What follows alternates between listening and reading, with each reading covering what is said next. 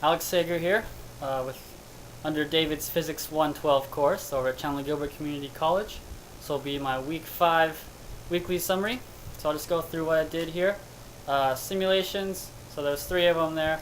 I downloaded those and used them. It was a good display of how light works by adding or subtracting, red, blue, or green.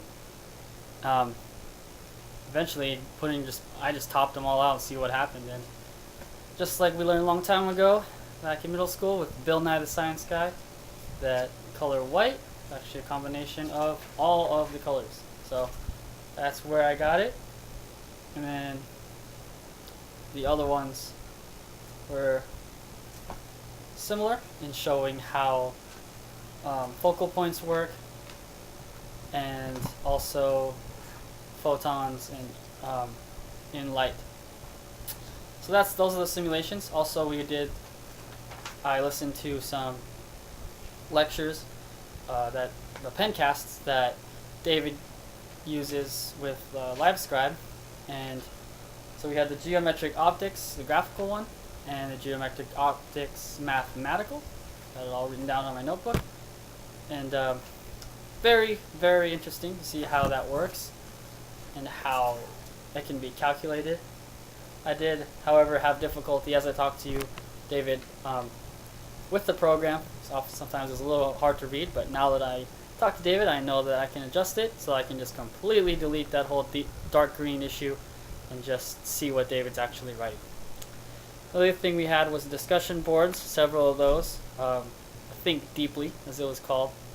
One of my favorite ones was the TED Talk, where she talked about how instructors, males and females in the school arena, are changing and how things need to be adjusted.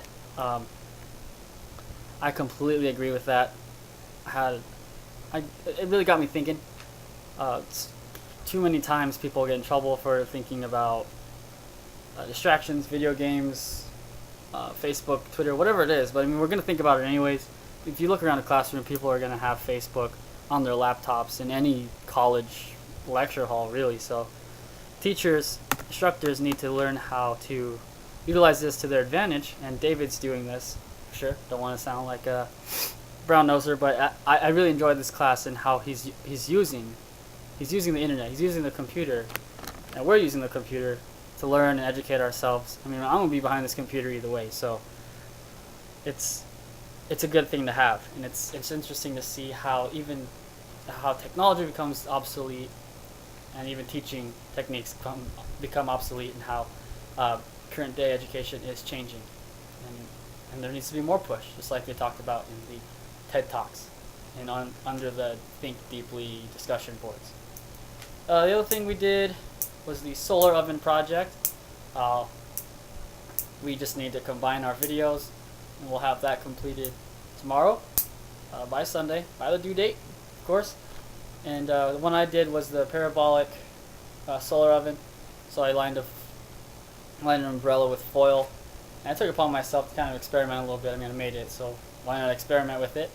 I kind of looked at how proximity helps.